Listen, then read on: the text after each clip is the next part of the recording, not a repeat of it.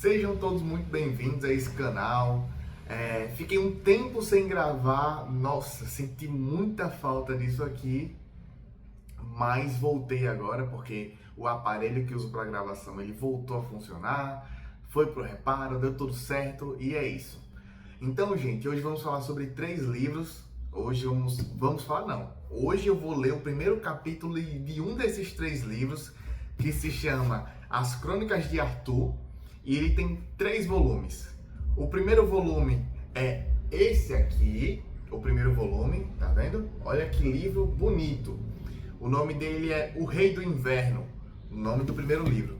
O segundo livro é esse aqui. Olha que livro bonito, velho. Sem brincadeira, olha isso. E ele se chama O Inimigo de Deus. E esse aqui é o terceiro livro. Olha que capa linda. Que se chama Excalibur, o terceiro livro, o livro final.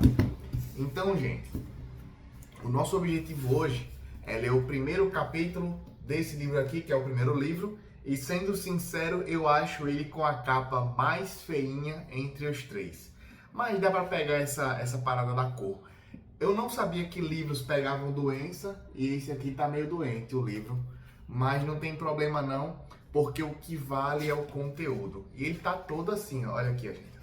Todo assim, ó. Mas não tem problema não, que o que vale é o conteúdo. No começo do livro ele fala sobre alguns significados de algumas palavras que vão acontecer durante a leitura desse livro.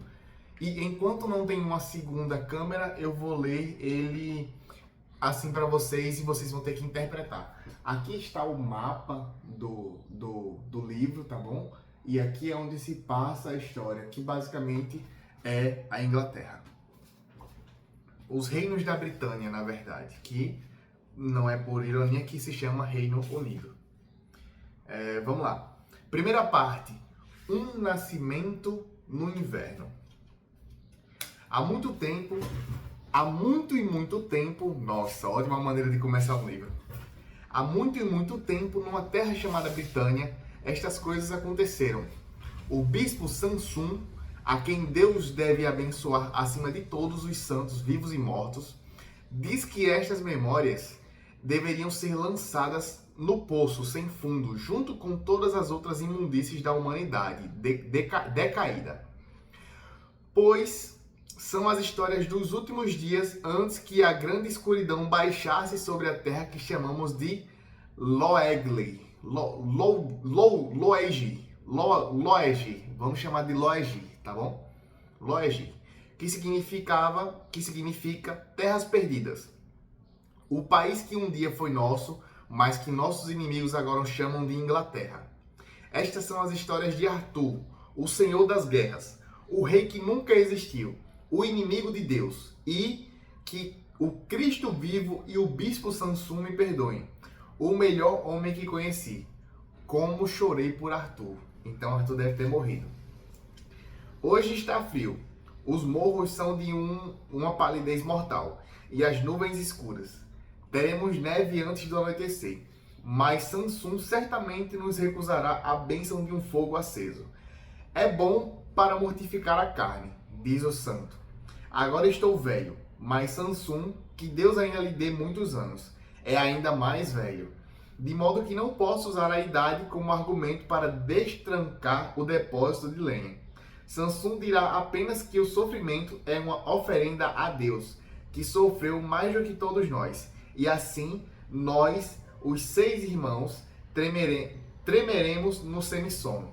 Amanhã o poço estará congelado, e o irmão Maeguin, vai ser falado assim, Maeguin, terá de descer pela corrente para bater uma pedra no gelo antes que possamos beber. Mas o frio não é a pior aflição de nosso inverno, e sim que os caminhos gelados farão com que Igraine não visite o mosteiro. Igraine é nossa rainha, casada com o rei Brockvel,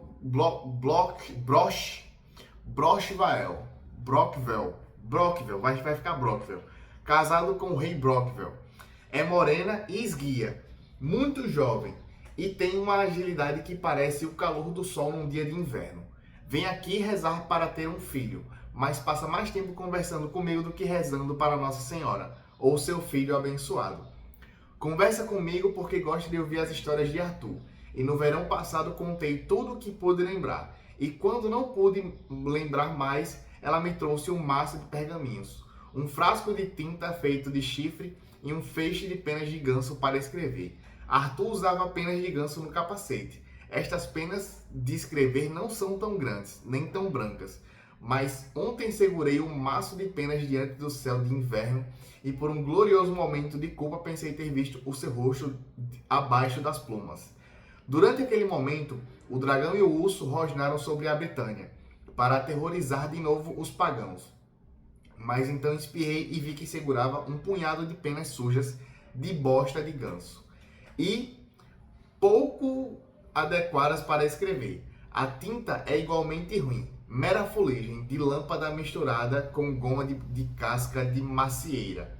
Os pergaminhos são melhores, são feitos de pele de carneiro, que sobraram da época dos romanos, e já estiveram cobertos por uma escrita que nenhum de nós sabe ler. Mas as mulheres de Igraine rasparam as peles até ficarem brancas.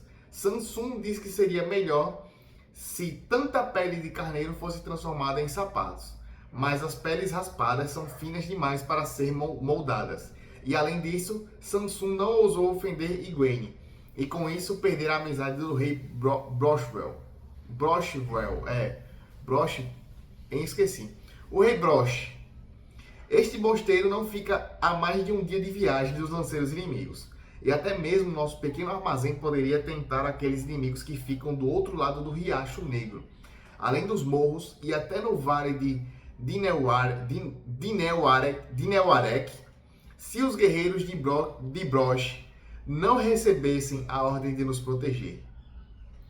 Mas não creio que mesmo a amizade de Broch faria Samsun se reconciliar com a ideia de o irmão Denfel escrever um relato sobre Arthur, o inimigo de Deus. E assim, Igraine e eu mentimos ao santo abençoado dizendo que estou escrevendo uma tradução do Evangelho de Nosso Senhor Jesus Cristo para a língua dos saxões. O santo abençoado não fala a língua do inimigo, nem sabe ler. Por isso, podermos enganá-lo.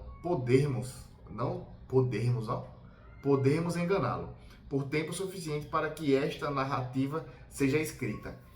E ele precisará ser enganado, já que, pouco depois de eu começar a escrever nesta pele mesma, o santo Samsun entrou na sala, ficou perto da janela, olhou para o céu opaco e esfregou as mãos magras. Eu gosto do frio, disse ele, sabendo que eu não. Eu sinto mais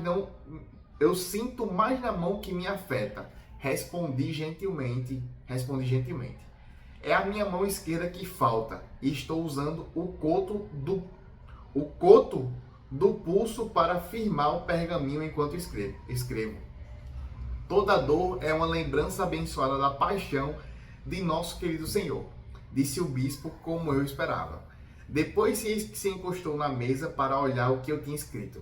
Fale o que dizem as palavras, Denfel. Estou escrevendo a história do nascimento do menino Jesus. Menti. Ele olhou para a pele, depois colou uma unha suja sobre seu próprio nome. Samsun é capaz de decifrar algumas letras, e o nome dele deve ter se destacado do pergaminho tão claramente quanto um corvo na neve. Em seguida riu como uma criança, e torceu com os dedos uma madeixa de meus cabelos brancos. Eu não estava presente no nascimento de Nosso Senhor, Denfel. No entanto, este é o meu nome. Você está escrevendo heresia, seu sapo do inferno. Você está escrevendo heresia, seu sapo do inferno. Senhor, falei humildemente enquanto seu aperto mantinha meu rosto curvado para perto do trabalho. Comecei o Evangelho registrando que é apenas pela graça de nosso Senhor Jesus Cristo e com a permissão de seu santo mais sagrado Samsun. E aqui apontei para o nome dele, que posso anotar essa boa nova de Cristo Jesus. Ele puxou meu cabelo, arrancando alguns fios, depois se afastou. Você é fruto de uma prostituta saxã, e nenhum saxão jamais foi digno de confiança. Tome cuidado, saxão, para não me ofender. Glorioso Senhor, falei, mas ele não ficou para ouvir mais. Houve um tempo em que Sansum se ajoelhava diante de mim e beijava a minha espada. Mas agora é um santo e eu sou apenas o mais miserável dos pecadores.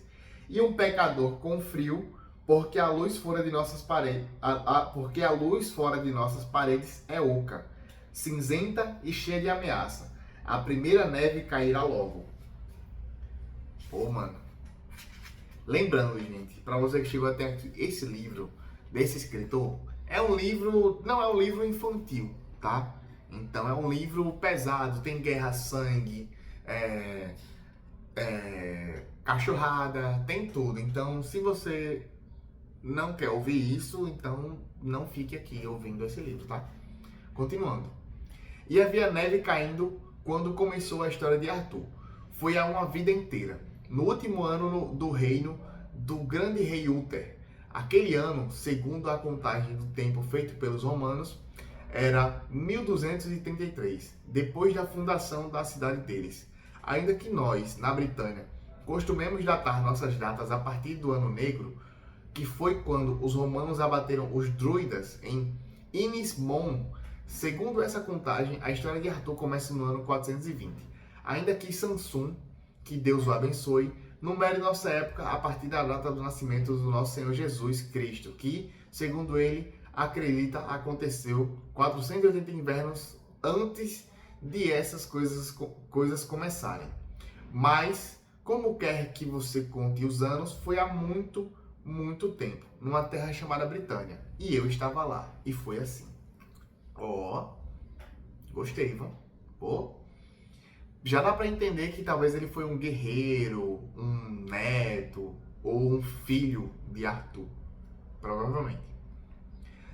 Começou com um nascimento, numa noite fria, quando o reino estava imóvel e branco sob uma lua minguante.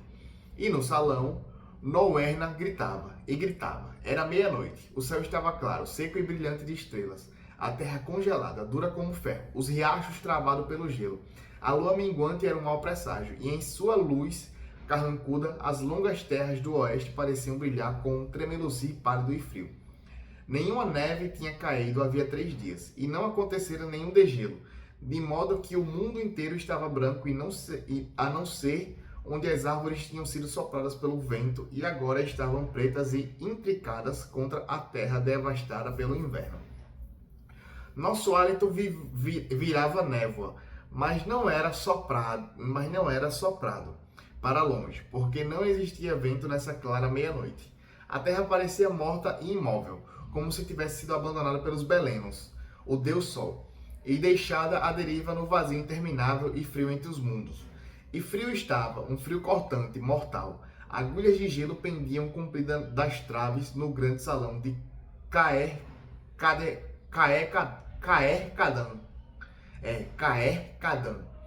E do portão em arco por onde mais cedo o séquito do grande rei tinha lutado através da neve para trazer nossa princesa a este alto lugar de reis. Caer-Cadã Cadarã. Enfim, Caer-Cadã era onde ficava a Pedra Real.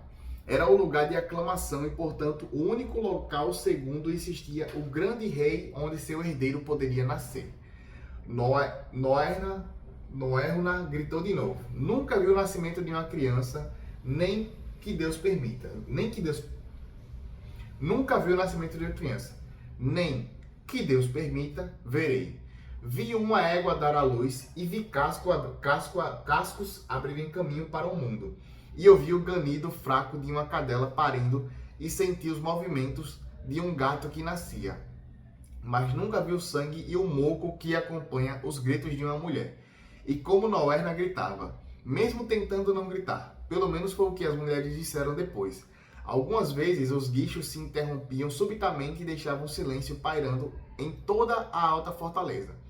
E o grande rei podia levantar sua cabeça grandiosa de entre as peles e ouvir com tanta atenção quanto se estivesse num bosque com os saxões por perto. Só que agora prestava atenção na esperança de que o silêncio súbito marcasse o instante do nascimento, quando seu reino teria de novo um herdeiro. Ele ouvia e no silêncio da fortaleza gelada escutava o barulho áspero da respiração terrível de sua nora. E uma vez, só uma, houve um gemido patético, e o grande rei meio se virou como se fosse dizer algo. Mas então os gritos recomeçaram e sua cabeça baixou sobre as peles grossas, de modo que somente os olhos podiam ser vistos brilhando na caverna sombria formada pelo pesado capuz e a gola de pele. O Senhor não deveria estar nas muralhas, grande Senhor, disse o bispo Beduim. Uther balançou a mão enluvada como se a sugerir que Beduim podia ir para dentro, onde os fogos estavam acesos, mas que o grande rei Uther, o Pendragon da Britânia, não iria se mexer.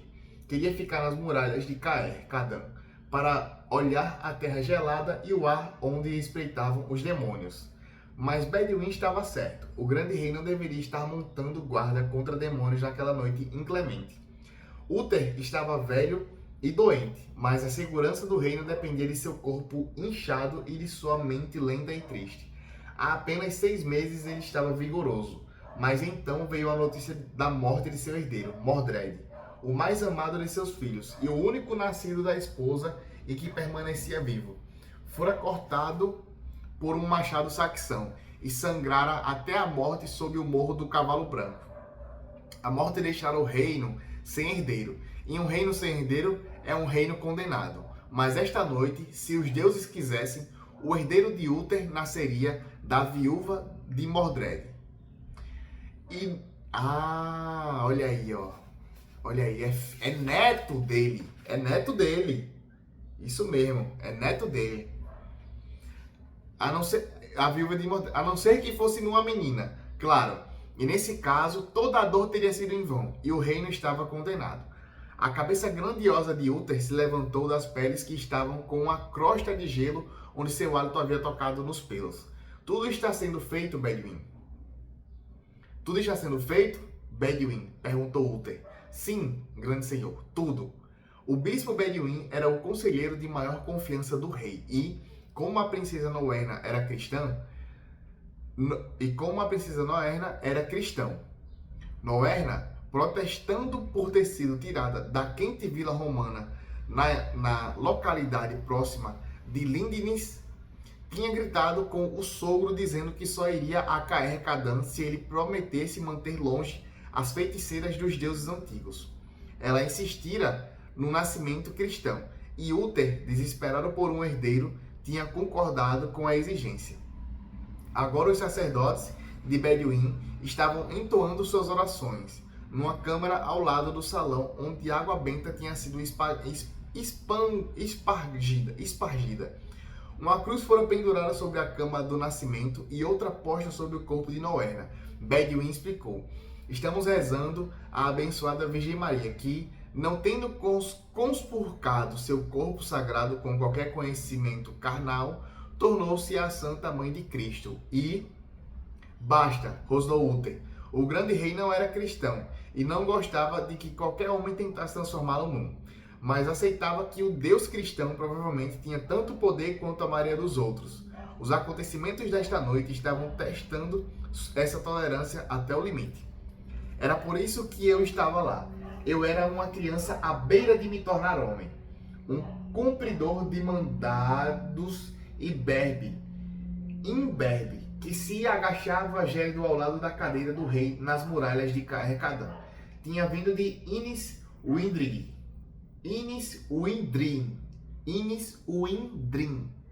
a fortaleza de Berlin, que ficava no horizonte norte. Minha tarefa, se fosse ordenado, era pegar Morgana e suas auxiliares que esperavam na enlameada cabana de um pastor de porcos ao pé da encosta oeste de Caer-Cadã. A princesa Noerna poderia querer a mãe de Cristo como sua parteira, mas Uther estava a postos com os deuses mais antigos, caso o mais novo fracassasse. E o Deus cristão fracassou. Os gritos de Noerna diminuíram, mas os gemidos ficaram mais desesperados até que finalmente a mulher do bispo Beduim veio no salão e se ajoelhou trêmula ao lado da cadeira do grande rei. O bebê, disse Ellen, não queria sair. E a mãe, pelo que ela temia, estava morrendo. Uther desconsiderou o último comentário. A mãe era nada, apenas a criança importava, e somente se fosse um menino.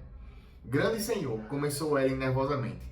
Mas Uther não estava mais ouvindo. Ele deu um tapa na minha cabeça. Vá, garoto. Então saí de sua sombra, saltei no interior da fortaleza e corri entre as construções.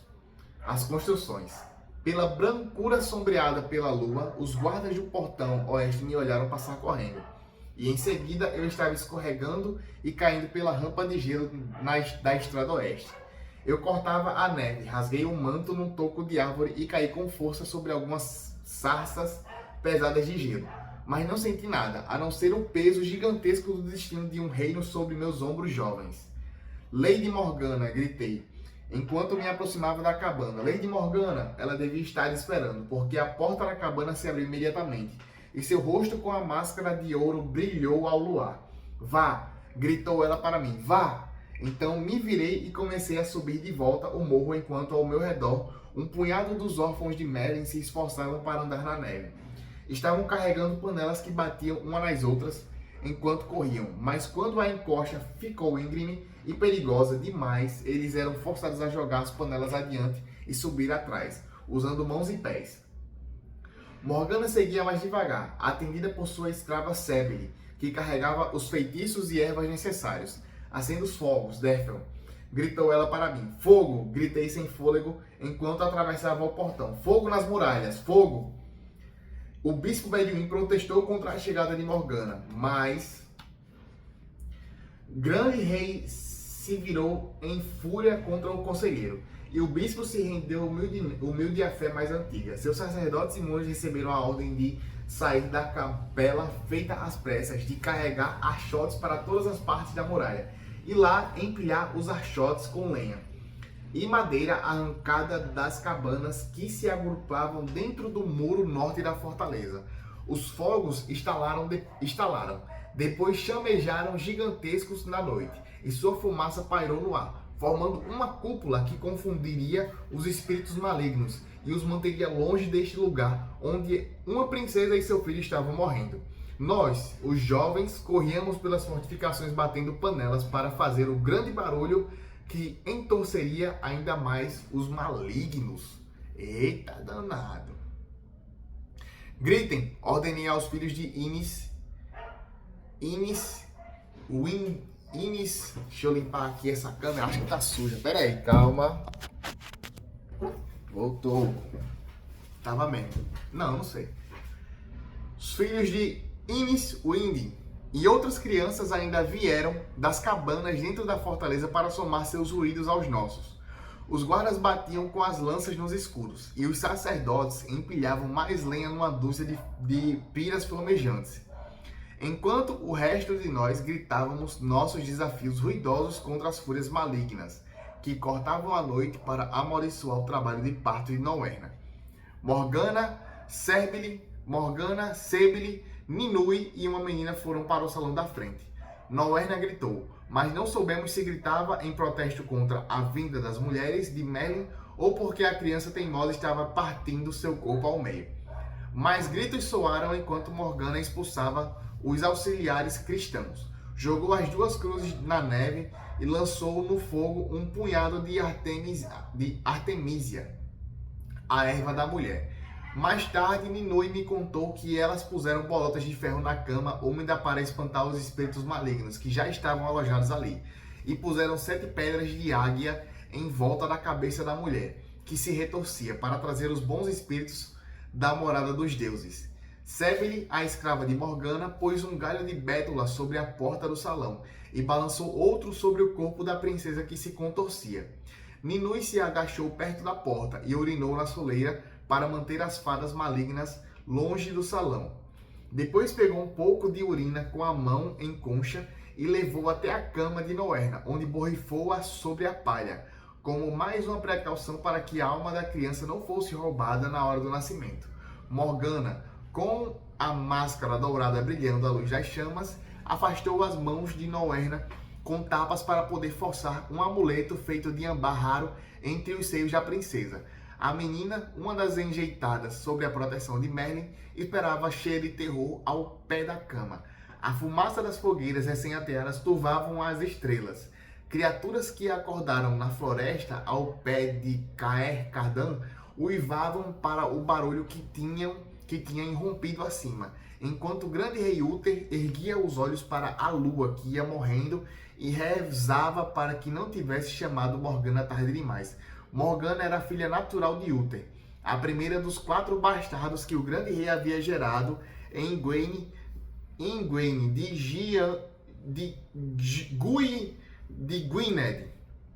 Sem dúvida, Uther preferiria que Merlin estivesse ali, mas ele tinha sumido há meses, ido para lugar nenhum.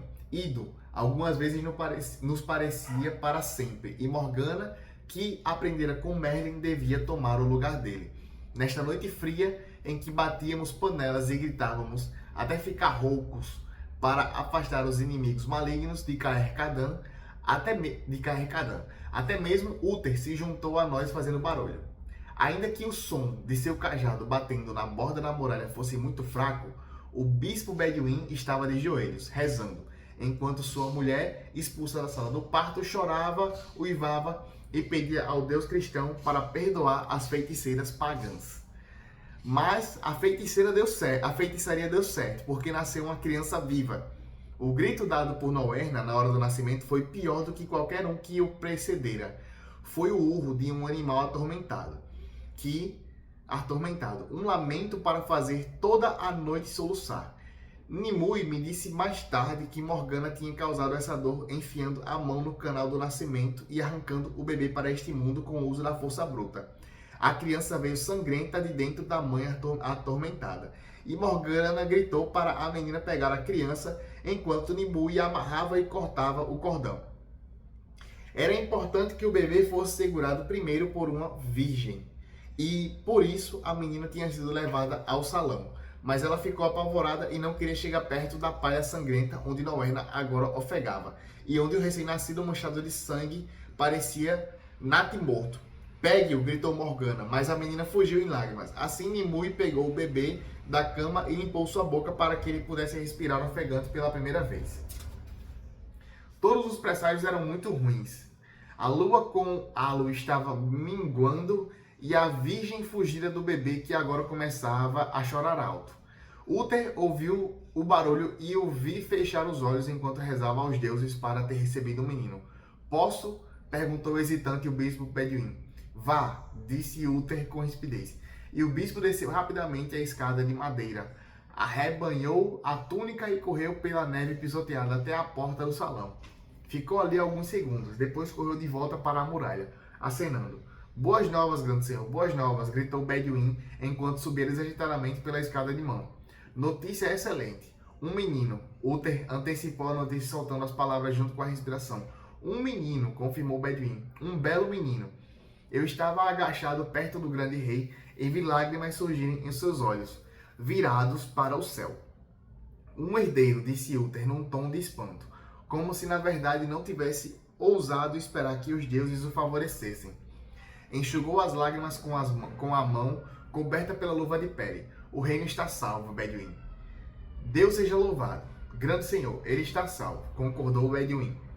Um menino, disse Uther. Então, de repente, seu corpo enorme foi sacudido por uma tosse terrível que o deixou ofegante. Um menino, disse de novo quando a respiração se estabilizou. Morgana veio depois de um tempo, subiu a escada e prostou o corpo atarracado na frente do grande rei. Sua máscara de ouro brilhava, escondendo o horror que havia por baixo. Uther tocou no ombro dela com um cajado. Levante-se, Morgana. Em seguida, enfiou a mão debaixo do manto e pegou um broche de ouro para recompensá-la. Mas Morgana não quis aceitar. O menino é aleijado, disse ela numa voz agorenta. Tem um pé torto. Vi Beduin fazer o sinal da cruz, porque um príncipe aleijado era o pior presságio que esta noite poderia trazer. É muito ruim? Perguntou Uther. Só o pé, disse Morgana em sua voz áspera. A perna é bem formada, grande senhor, mas um príncipe jamais correrá. Bem no fundo de seu manto de pele cheio de dobras, Uther deu um risinho. Os reis não correm, Morgana, eles andam, governam, cavalgam e recompensam seus súditos bons e honestos. Aceite o ouro. Ele estendeu de novo o broche para ela. Era uma peça de ouro grosso, maravilhosamente moldada na forma do talismã de Uther, um dragão. Mas Morgana continuou não querendo aceitar. E o menino é o último filho de Noerna, que Noerna poderá ter, grande senhor. Nós queimamos as secundinas e elas não soaram nenhuma vez. As secundinas eram sempre postas no fogo, de modo que o som instalado que elas fizessem diria quantos outros filhos a mulher teria. Eu ouvi com atenção, e elas permaneceram silenciosas. Os deuses a queriam silenciosas, disse Uther irritado. Meu filho está morto. Prosseguiu em voz monótona. Então quem mais poderia dar a Noerna um filho homem em condições de ser rei? Morgana fez uma pausa. O senhor? Disse ela, enfim. Uther riu diante do pensamento. Depois o riso virou uma gargalhada, e finalmente outro ataque de tosse o fez se curvar para a frente, numa dor que rasgava os pulmões. A tosse finalmente passou e ele inspirou trêmulo enquanto balançava a cabeça. O único dever de Noerna era parir um filho homem, Morgana, e isso ela fez. Nosso dever é protegê-lo. Com toda a força da Dumnônia, acrescentou Bedouin, ansioso.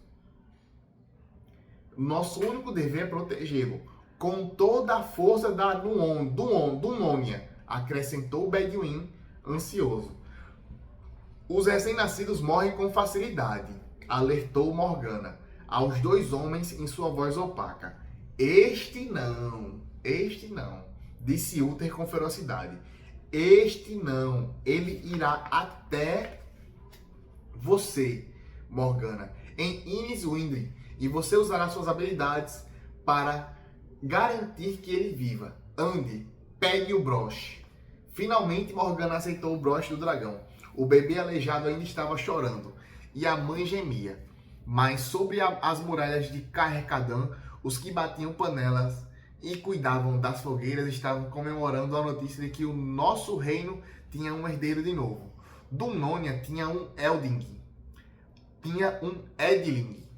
e o nascimento de um Edling significava grandes festas e presentes generosos. A palha da cama, ensanguentada pelo parto, foi trazida e jogada numa fogueira para que as chamas estalassem ruidosamente. Uma criança havia nascido. Tudo que essa criança precisava agora era de um nome. E desse nome não poderia haver dúvida nenhuma. Uther se levantou da cadeira e ficou de pé, enorme e sério sobre a muralha de Caer-Cadã, para pronunciar o nome de seu neto recém-nascido, o nome de seu herdeiro e nome do Edling, o nome do Edling de seu reino. O bebê nascido no inverno teria o nome do pai. Iria se chamar Mordred. Esse é o nome do menino. Eu achei que era Arthur, mas tá bom, é isso aí. Então, gente, esse foi o primeiro capítulo. Capítulozinho longo, 33 minutos. Foram somente 16 páginas, eu acredito. Mas então, até agora eu gostei bastante. A escrita desse escritor, que é Bernard Cornwell, é muito boa. Ele escreve muito bem, de uma maneira envolvente, de uma maneira simples. É maravilhosa a escrita dele, sem brincadeira. Então, é isso. Gostaram do vídeo até aqui? Deixe seu like, se inscreva, acompanhe. Se você está ouvindo isso pelo Spotify, compartilha para um amigo seu que quer ouvir um livrinho de guerra aí e que ele não tem o costume de ler. Então, muito obrigado por ter assistido até aqui. Me acompanhe no próximo vídeo.